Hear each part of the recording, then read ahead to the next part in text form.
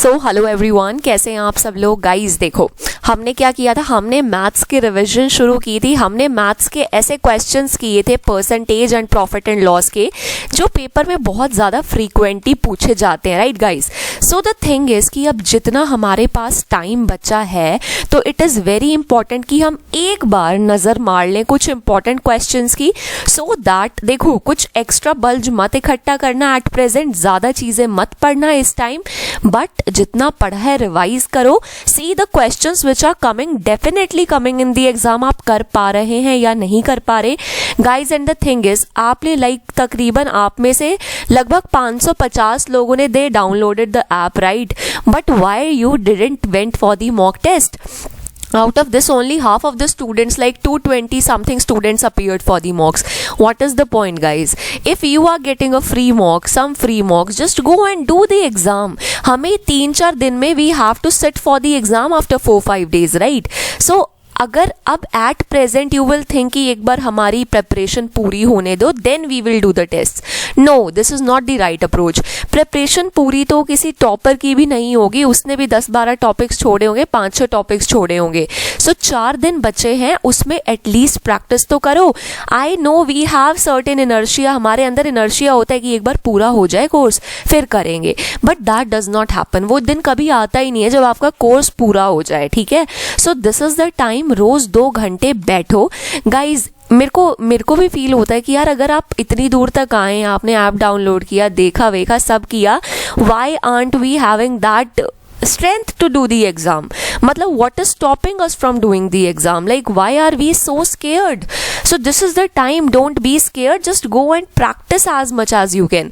एक बार आप लोग ज़्यादातर मॉक्स प्रैक्टिस करो, फिर मैं लाइव सेशन खुद लूँगी अपने ऐप में, जिसमें मैं आपको सारे मॉक्स के सॉल्यूशन समझाऊंगी।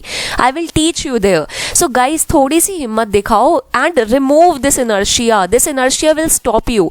It will say कोई नहीं, 1-2 दिन और पढ़ लेते हैं, फिर देखेंगे, बट फिर हमारा डायरेक्ट 12th ही आ जाएगी। तब तक फिर हम सोचेंगे अरे कोई नहीं, मॉक से तो क्या ही होगा, but it does make a lot of difference in the final examination, believe me.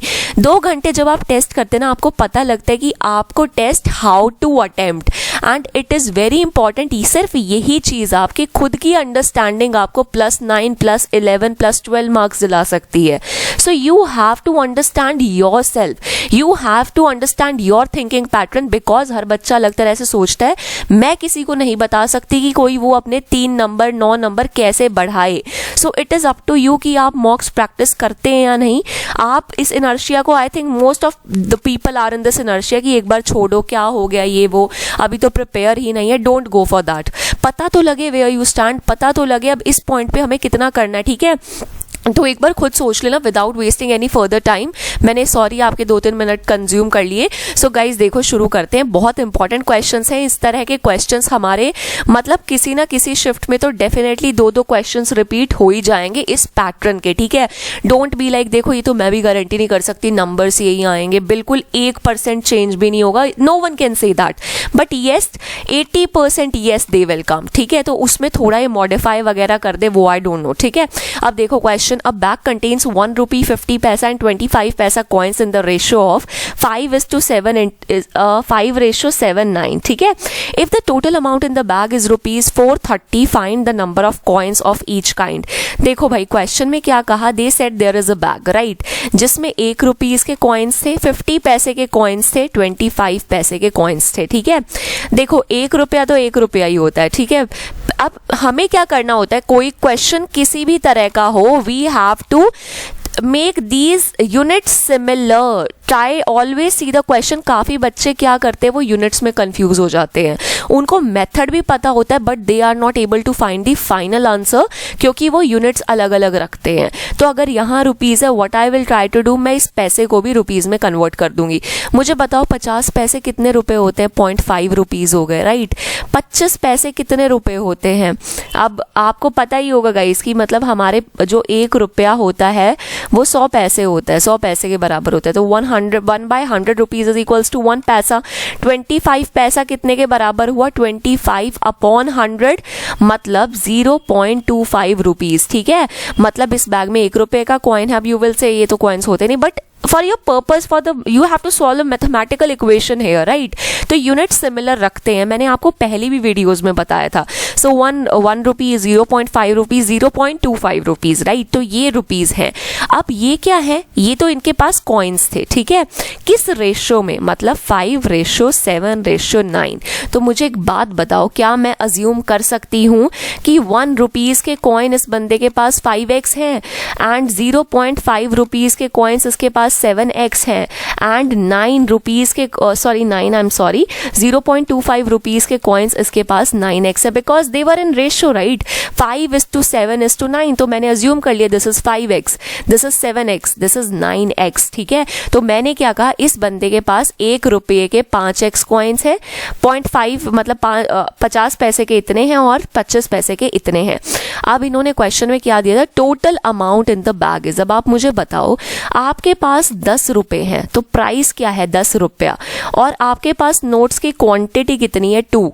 तो टोटल आपके पास पैसा कितना हुआ, 2 × 10, 20 रुपीज। द थिंग इज, ये हम डेली बेसिस पे भी कैलकुलेट दीज थिंग्स, राइट।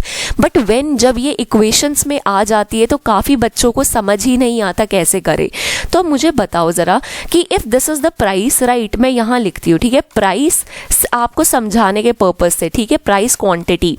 सो अगर प्राइस है 1 रुपीज और इसमें कितने 5x कॉइन्स हैं, देन हमारे पास प्राइस है 0.5 रुपीज, कॉइन्स है 7x, प्राइस है 0.25x, कॉइन्स है 9x। तो मुझे बताओ टोटल इस बंदे के पास कितना पैसा हुआ। ये चीज आप नॉर्मली लाइफ में करते ना, मिंडेन लाइफ में आप बहुत इजीली कर देते, बट जैसे ही मैथमेटिकल उसमें आ जाता है बच्चे फॉल्टर कर जाते हैं, ठीक है।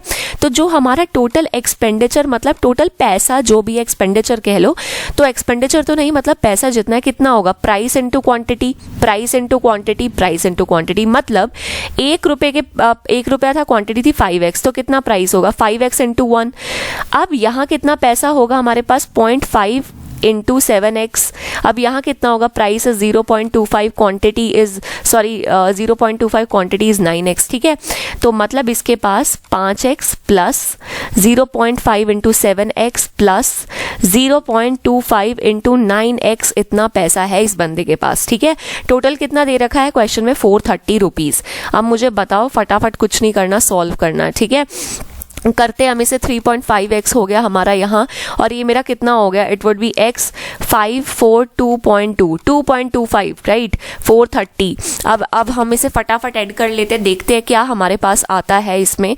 सो it would B so this would be 10.75, right, 10.75x हमारा आंसर आ गया, 430 के बराबर आ गया।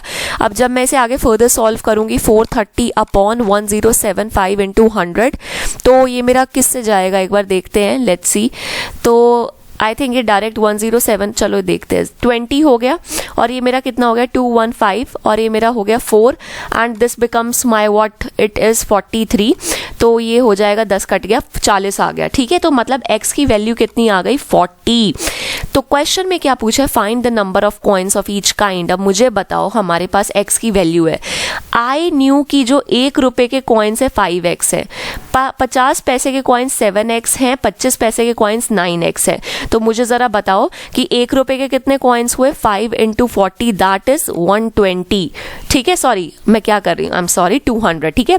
7 × 40, 50 पैसे के कितने हैं, 280, देन 9x, 9 × 40, दैट इज 360। मतलब हमारे पास कितने कॉइन्स हैं, हमारे पास 200 कॉइन्स हैं 1 रुपए के, 280 कॉइन्स हैं हमारे कितने के, 50 पैसे के, एंड हमारे 360 कॉइन्स हैं 25 पैसे के, ठीक है। तो जिसको दिक्कत थी इस क्वेश्चन में, आई थिंक अब तक क्लियर होगी। इस क्वेश्चन को नेग्लेक्ट मत करना, 100% आप में से किसी के पेपर में इस तरह का एक क्वेश्चन तो आना ही आना है, ठीक है। Don't neglect this question. अगला क्वेश्चन देखो, अब ये क्वेश्चन भी किसी ना किसी शिफ्ट में 100% पूछा जाएगा। क्वांटिटीज लाइक न्यूमेरिकल्स वेरी करेंगे, but kind of question will be there. In 28 litres of milk and water the ratio of milk and water is 5:2। देखो गाइज, जैसे ही मैंने ये स्टेटमेंट पढ़ी ना, चाहे मेरे को कुछ समझ ना आता हो मैथ्स में, पर मैं इतना तो समझी में कि एक 28 लीटर का सॉल्यूशन था किसका, मिल्क प्लस वाटर का, जिसमें मिल्क और वाटर की रेशियो कितनी दे रखी है, मिल्क एंड वाटर की रेशियो हमारे पास कितनी दे रखी है, 5:2। तो मेरे को एक बेसिक बात तो इससे पता लग रही है कि मिल्क कितना क्वांटिटी में है इसमें। मिल्क इज, मैंने आपको रेशियो एंड प्रोपोर्शन में बताया था 5, अब इनका रेशियो का सम अपॉन 7 इंटू जो नेट क्वांटिटी होती है 28, मतलब 20 लीटर्स मिल्क इज देयर। ठीक है, तो वाटर कितना बचा, देखो 28 लीटर तो टोटल सॉल्यूशन था, 20 उसमें मिल्क हो गया, तो वाटर इज योर 8 लीटर्स। ठीक है, तो हमारे पास इस सिनेरियो में milk was what, 20 litres and water was 8 litres. Just by reading the statement मेरे दिमाग में इतना सॉल्यूशन आ गया। ठीक है, how much water should be added in the mixture so that the ratio of milk to water becomes 2:5। Question में क्या पूछा है कि अब यही टम्बलर हम लेंगे, इसमें हम वाटर ऐड कर देंगे। ठीक है, we are adding certain water in it. Okay, तो इन्होंने कहा है कितना वाटर ऐड करोगे सो दैट मिल्क और वाटर का रेशियो, इस नए मिक्सचर में मिल्क और वाटर का रेशियो बन जाए 2:5। ठीक है, अब मुझे एक बात बताओ, अगर हमने इसमें पानी ऐड किया मतलब मिल्क तो जितना यहाँ था उतना ही मिल्क यहाँ भी होगा, राइट। तो milk is similar in both the cases. तो मिल्क पहले था 20 लीटर, तो इस टम्बलर में भी मिल्क तो मतलब 20 लीटर ही होगा।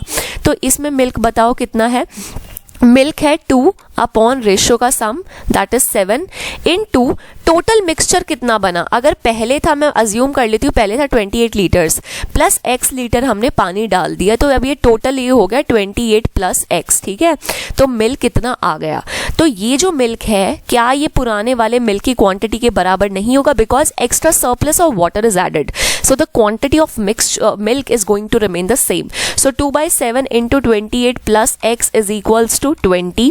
ठीक है, अब फटाफट कैलकुलेशन कर दो, ये यहाँ से चला जाएगा और ये मेरा हो जाएगा 10, तो मेरा x कितना हो जाएगा 70 माइनस 28 दैट इज 42 लीटर्स। मतलब इसमें हमने इस नए टम्बलर में 42 लीटर्स वाटर ऐड किया था ताकि मिल्क और वाटर की रेशियो हो जाए 2:5। ठीक है, और हमारे जो एनिमल्स हमें मिल्क देते हैं those are also called milch animals. ठीक है, मिल्च भी कहा जाता है, सो नेवर गेट कंफ्यूज। और आपको पता ही होगा ऑक्सीटोसिन, ऑक्सीटोसिन का इंजेक्शन लगाया जाता है मैमल्स को in order to increase their milk production, right. Milk production हमें पता होना चाहिए। ठीक है, तो अब हमारा एक वाइट रेवोल्यूशन भी था जो मिल्क की प्रोडक्शन से एसोसिएटेड है। जब हमारे देश में बहुत ज्यादा दूध हमने बना लिया था खुद का, we became self sufficient, right guys.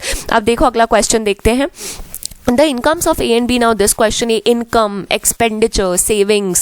एक क्वेश्चन तो इस पे आता ही है कि they will ask you income, expenditure, savings। ठीक है, तो एक बच्चे के या दो तीन बच्चों के भी शिफ्ट में आ सकता है, we cannot say। ठीक है, the incomes of A and B are in the ratio of 9:4।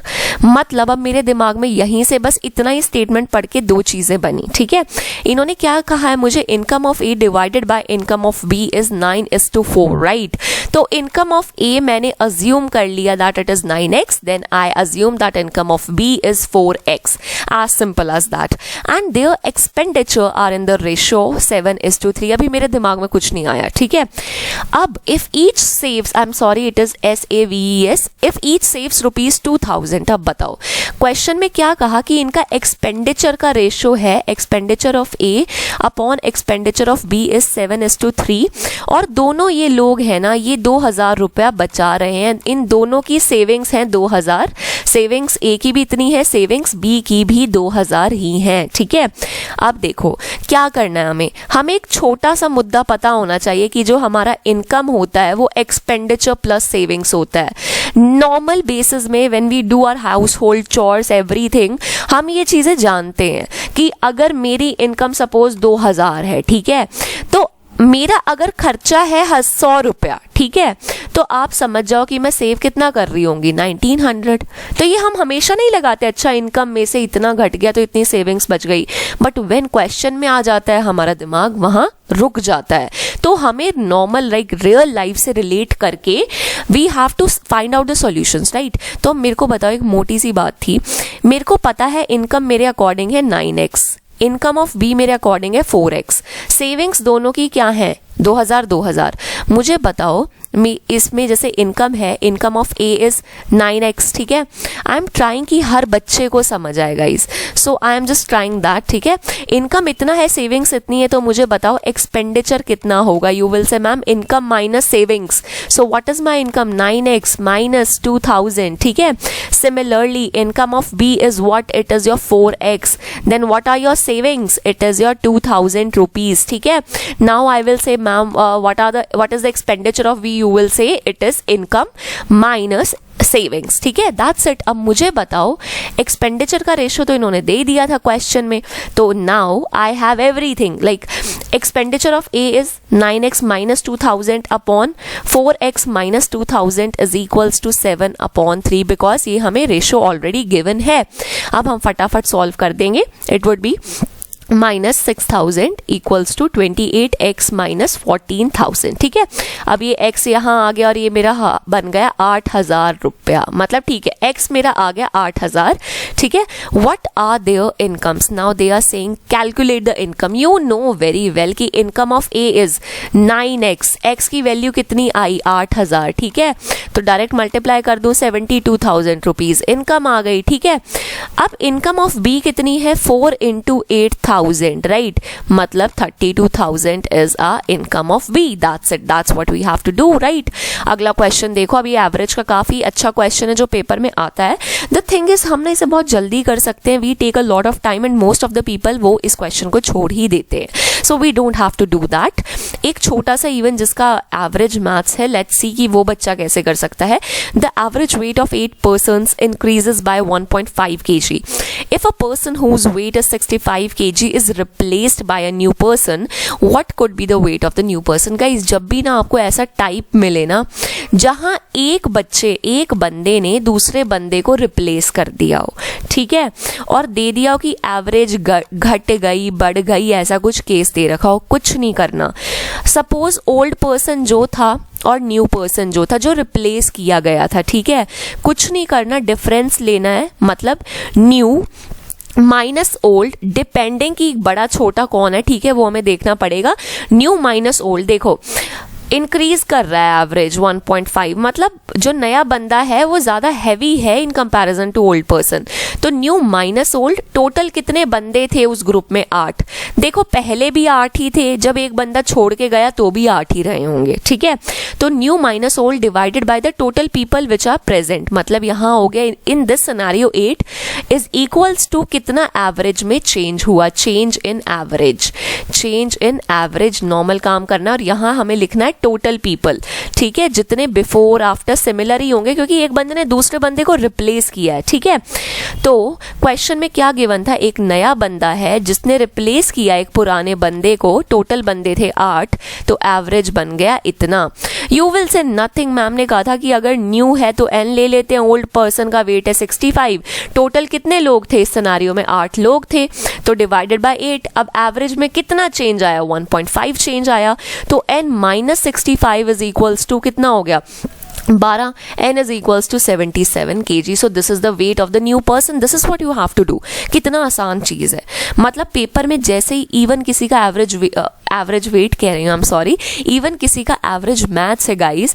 The thing is कि अगर पेपर में इस तरह का क्वेश्चन आता है, इवन एक एवरेज बच्चा भी कर लेगा जो इतना नहीं प्रैक्टिस किया, तो इन क्वेश्चंस में हमें अपने मार्क्स लेने हैं। कुछ बच्चे पूरे का पूरा मैथ सेक्शन छोड़ के आते हैं, बिलीव मी।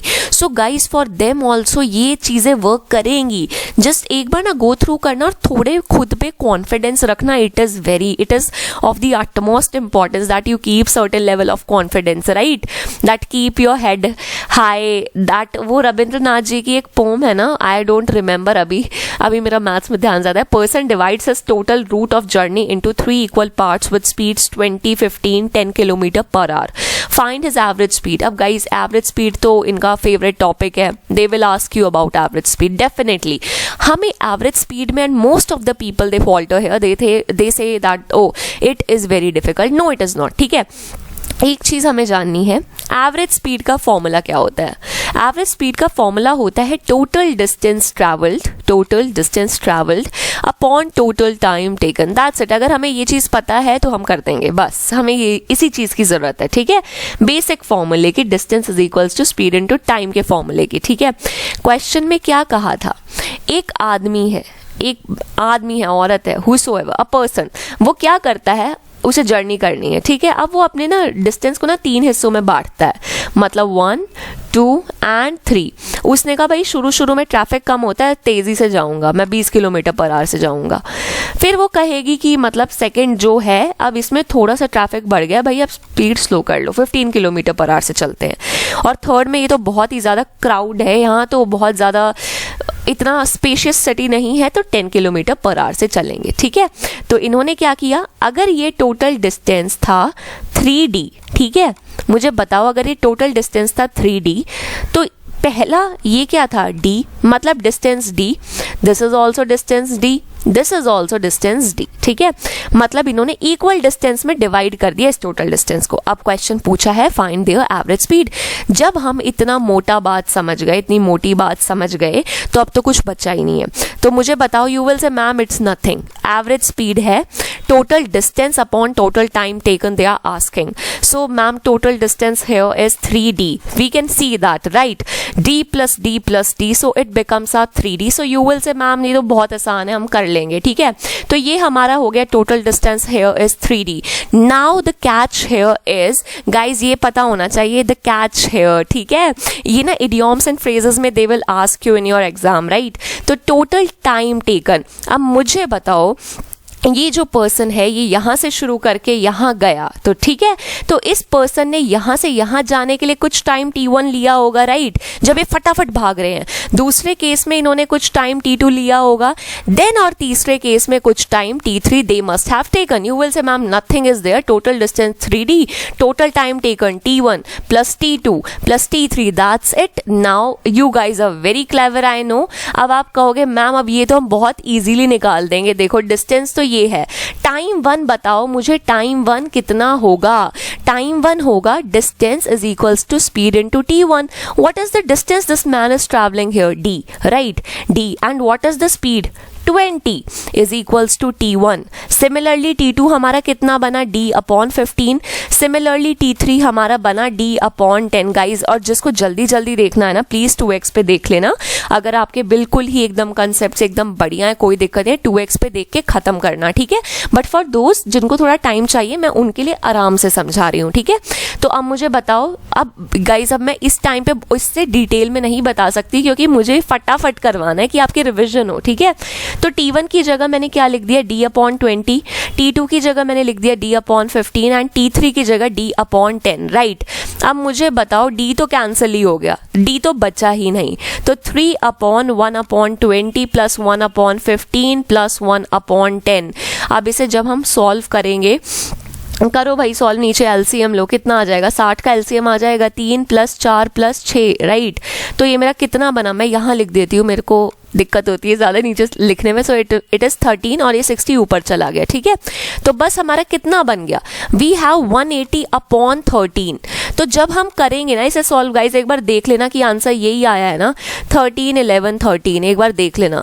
तो खैर आना तो यही चाहिए अकॉर्डिंग टू मी, 13 इंटू 13 169 हो गया, 11 हाँ 180 upon, yes this would be the answer, ठीक है।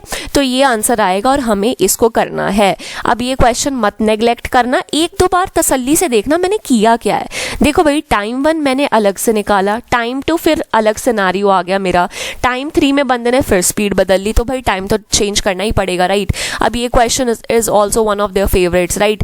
There are 36 students in a hostel, if the number of students increases by 4, the expenses of the mess increase by rupees, just a second, by rupees 32 per day, while the average expenditure per head diminishes by rupees 1. Find the original expenditure of the mess. अब हमें देखना है question में what they are actually asking. इन्होंने कहा एक hostel है, right, there is a hostel, यहाँ 36 स्टूडेंट्स हैं, ठीक है, 36 students are in this hostel. If the number of student increases by 4, अब क्या हुआ, प्लस 4 बच्चे और आ गए, मतलब अब हमारे पास है 40 बच्चे, ठीक है। The expenses of the mess increases by 32 per day, right. तो पहले अगर इनका एक्सपेंडिचर था x रुपीज, तो अब नए जब बच्चे आए तो x प्लस 4 रुपीज हो गया, क्योंकि 4 रुपये 32 रुपीज बढ़ गया, x प्लस 32 हो गया। वाइल द एवरेज एक्सपेंडिचर पर हेड डिमिनिशेस बाय 1। अब मुझे बताओ, पहले एक्सपेंडिचर, एवरेज एक्सपेंडिचर पहले सिनेरियो में क्या था, खाने के पैसे थे x डिवाइडेड बाय बच्चे कितने थे 36। दूसरे केस में जब 40 बच्चे और खाने का हमारा एक्सपेंस भी 32 रुपीज बढ़ा, तो इस केस में हमारा एवरेज एक्सपेंडिचर क्या होगा, x plus 32 divided by 40। So this is the initial expenditure average, this is the final average expenditure. तो जो हमारा क्या सीन हुआ फिर, that this initial average expenditure it got diminished by 1। तो ये एवरेज 1 से घट गया, तो हमारा नया एवरेज बना। Now you have to do nothing, बस हमें क्वेश्चन को फटाफट कर देना है। तो this is your question. So हमारा हो गया x upon 36 minus x upon 40, तो ये मेरा कितना हो गया 32 upon 40 plus 1 and this will become 4। अब मैंने LCM ले लिया 40 36। गाइज आपको जिस तरह से सॉल्व करना है बस करें, बस आंसर सही निकालना, ठीक है। There is no right wrong method, it's just आपको सही करना है। तो x हमारा होता है 72 इंटू 36 अपॉन 4, तो अब ये हम करेंगे, सो इट इज 9, तो ये मेरा हो गया 18 1 and this will be 648 rupees, ठीक है। तो दिस इज दैट्स ऑल। तो यही तो इन्होंने पूछा था, what is the original expenditure, कितना एक्सपेंडिचर था मेरा, पहले x था, तो मेरा x की वैल्यू आ गई, so it is 648 rupees, right. अब देखो मैंने थोड़ा फॉर योर प्रैक्टिस मैंने once again I just added one more question from the average speed, right. अब ये देख लो कैसे करते हैं। A car runs for t1 hours at v1 kilometre per hour, t2 hours at v2 kilometre per hour, what is the average speed for the entire journey. इन्होंने क्या कहा कि ये कार वाला है, ठीक है, तो वो क्या कर रहा है, v1 किलोमीटर पर आवर से चल रहा है t1 घंटे के लिए, फिर वो v2 किलोमीटर पर आवर से चल रहा है t2 घंटों के लिए। पूछा है what is the average speed. Average speed क्या होता है, एवरेज स्पीड हमारी होती है total distance upon total time taken, right, total distance upon total time taken. अब मुझे बताओ what is the total distance है। यू विल से मैम ये कुछ डिस्टेंस d1 है और ये कुछ डिस्टेंस है d2। मैं कहूँगी good, this is d1, this is d2, very good. तो यू विल से कि total distance is d1 plus d2 upon what is the total time t1 plus t2।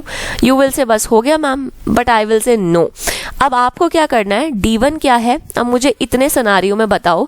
d1 is the distance travelled from here to here, velocity क्या है v1, time क्या है t1। अब इसमें इतने time में देखो distance is d2, velocity is v2, time is t2। कुछ नहीं करना, सब्सटीट्यूट द वैल्यूज। तो मेरा क्या हो जाएगा, d1 की जगह आई substituted v1 t1 and d2 की जगह v2 t2, और ये मेरा हो गया t1 plus t2। This is my average speed, that's how we have to do the questions, right. तो इस तरह हमें पेपर में क्वेश्चंस को करना है। कंफ्यूजन नहीं होना चाहिए, एक दो बार चीजों को देखना, things will become pretty clear after that, ठीक है। अगला देखो, the average of 8 readings is this. एक मतलब हमारी 8 रीडिंग्स थी, ठीक है, 8 रीडिंग्स थी, उनका एवरेज था हमारा 24.3, out of which the average of first 2 is 18.5। तो शुरू की जो 2 रीडिंग्स थी उनका एवरेज कितना था 18.5 and that of the next 3 is 21.5। तो नेक्स्ट 3 जो रीडिंग्स थी उनका एवरेज था 21.2।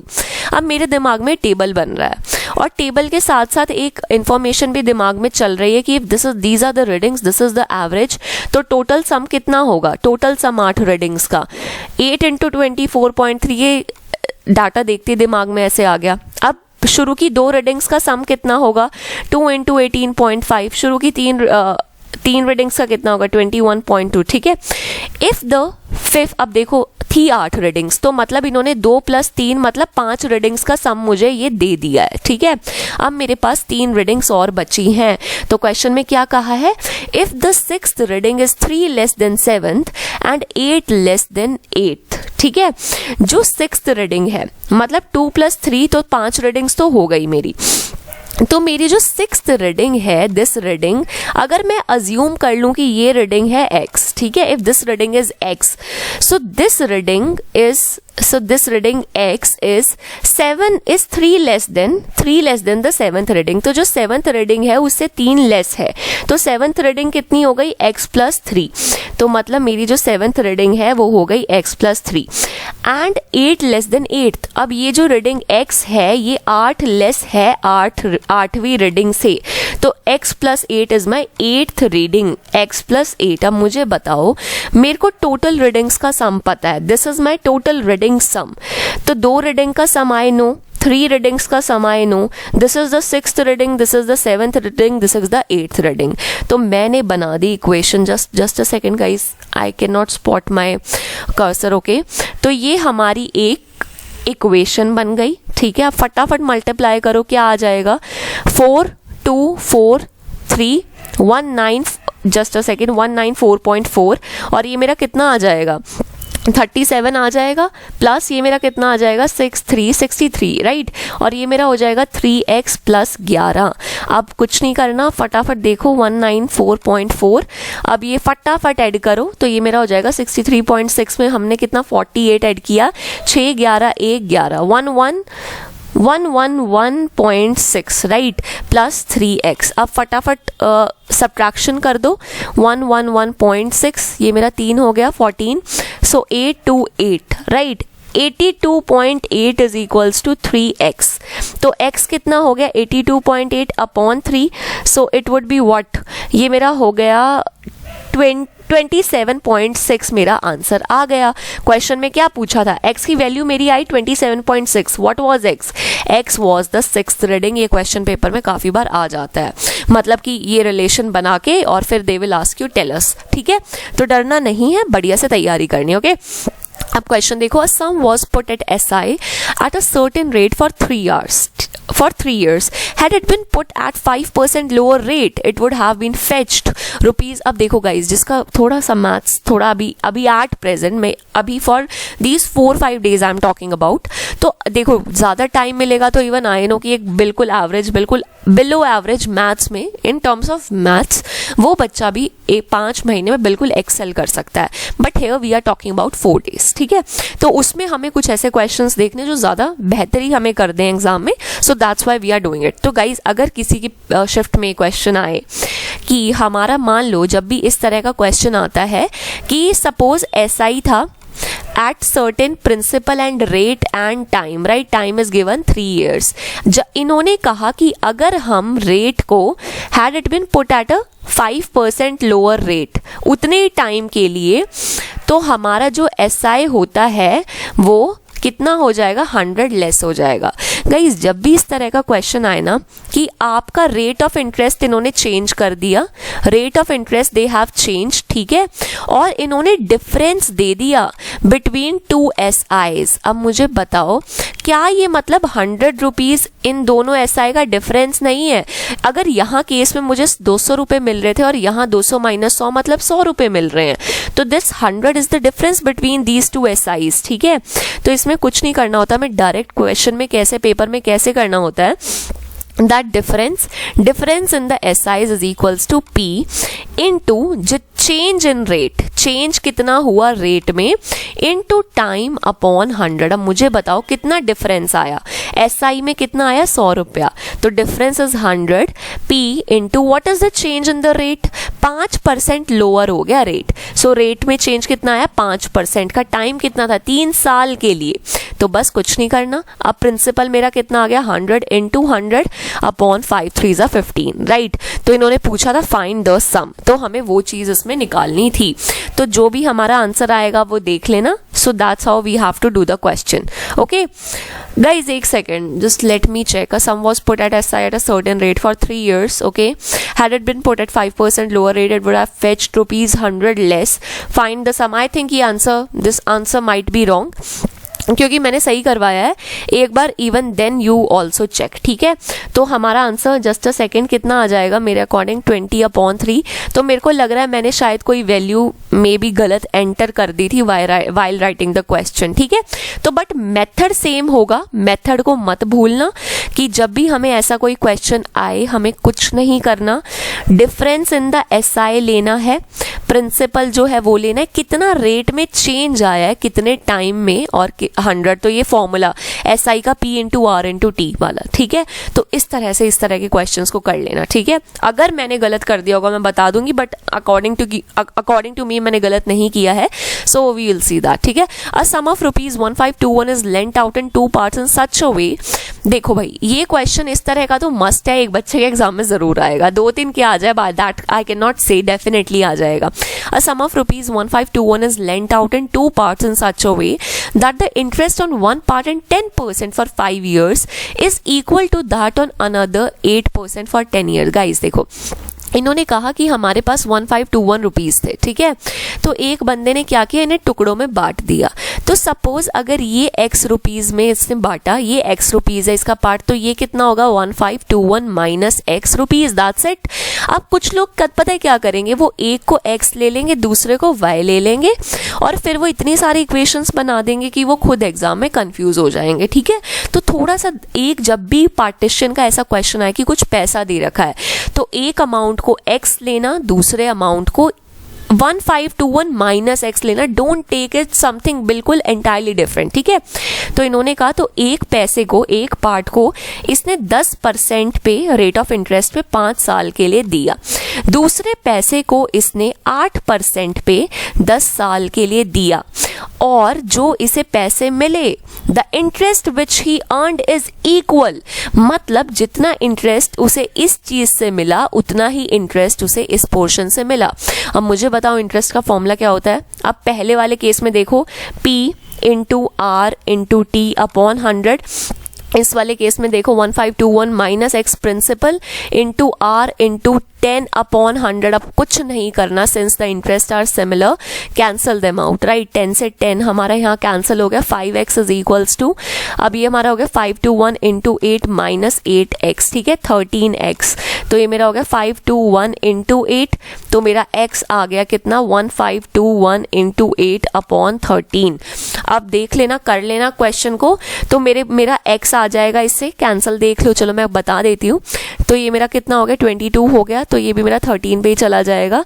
So it will become what 1 और ये मेरा कितना हो गया 91, तो ये हो गया 7 1117 इंटू 8. तो देख लेना आप क्या आ जाएगा. ठीक है, 6 5 13 1, मतलब 936 रुपीज़ आ गया. मतलब ये एक हिस्सा था 936 रुपीज़ का, दूसरा हिस्सा, दूसरा पैसा कितना था 1521 माइनस 936, मतलब हमारा 585 रुपीज़. सो इतने इसमें इसने डिवाइड किया था. That's it. That's how we have to do the question. Now we should go for the next question. अब ये भी आप में से किसी के पेपर में 100% आ जाएगा guys. Just a second. Okay, तो हमें क्या करना है इसमें. A sum of money lent out at simple interest amounts to ₹720 in 2 years. Amounts to, देखो भाई ये है यहाँ main thing, amounts to ₹720 in 2 years and to ₹1020 in 7 years. Question में क्या था, क्वेश्चन में कहा है अमाउंट पूछ रखा है. अमाउंट का formula you know very well, P into 1 plus RT upon 100. पहले केस में क्या हुआ था, 2 साल में पैसा 720 बन गया, मतलब amount 720 is equals to principal into time is 2 rate we don't know upon 100.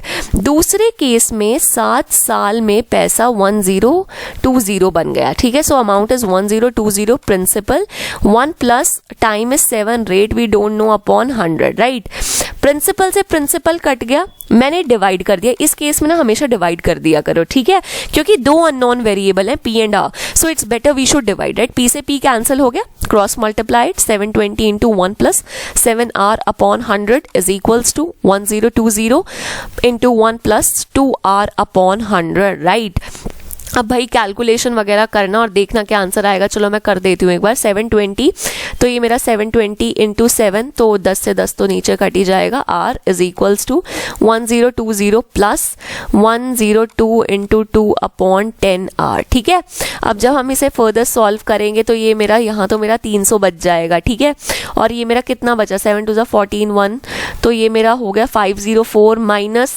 204 okay upon 10R। ठीक है, तो ये मेरा हो गया 300 R upon 10 is equals to 300, so R मेरा आ गया 10%। That's how you have to do the question. ठीक है, अब देख लो भाई अगला क्वेश्चन देखते हैं कैसा आएगा। आई थिंक मैंने डी काफ़ी मतलब जगह थोड़ा, it is called printers devil right, थोड़ा इश्यूज लाइक डिफरेंस है। ठीक है, On a certain sum of money, the simple interest for 2 years is this, at the rate of 7% per annum. Find the difference in SI and CI.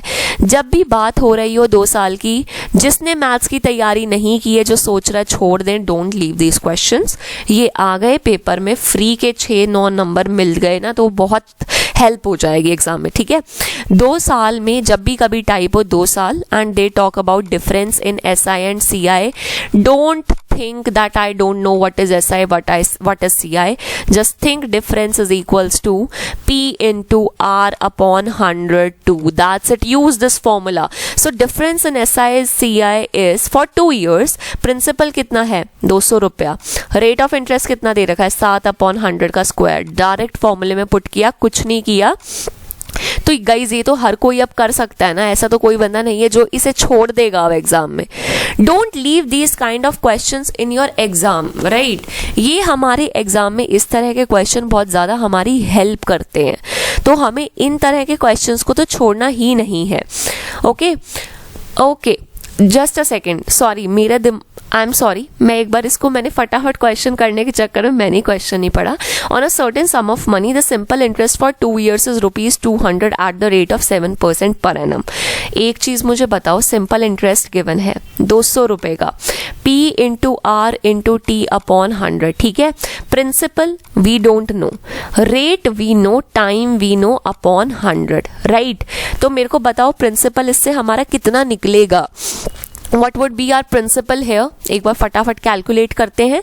So this would be 200 into 100 upon 7 and 2, right? तो 2 से 2 तो cancel ही हो जाएगा, मतलब 10,000 upon 7. This is our principal, right? Question में पूछा था what is the difference in SI and CI. अब मैं ये फॉर्मूला लगाऊंगी। Now the formula is this. Difference, मैंने ये प्रिंसिपल मेरे को एकदम देख के लगा 200 है, ठीक है। तो प्रिंसिपल हमारा कितना है, प्रिंसिपल इज 1000 अपॉन 7, राइट। तो बस कुछ नहीं करना, 1000 upon 7 into 49 upon 100 into 100, direct हमने फॉर्मूला अप्लाई कर दिया। तो इससे तो ये पूरा कैंसिल हो गया, इससे 7 हो गया, मतलब 7%, sorry 7 rupees is the answer, ठीक है। सो 7 रुपीज इज द आंसर है। थोड़ा सा एक बार इस क्वेश्चन को रिपीट मोड पे देख लेना गाइज, आई एम सॉरी मैंने फटाफट क्वेश्चन नहीं पढ़ा, so for that I am sorry, but ये इस तरह से क्वेश्चन को हमें करना है, ठीक है। तो जब भी पेपर में आए difference in SI and CI, go for this formula P into R upon 100 square, ठीक है। क्वेश्चंस हो जाएंगे, टेंशन नहीं लेनी, फोकस करना और एग्जाम बिल्कुल एकदम बढ़िया से हो जाएगा, ठीक है। बढ़िया से रिवीजन करो and it is high time, don't waste your time and all the very best for your exam, okay.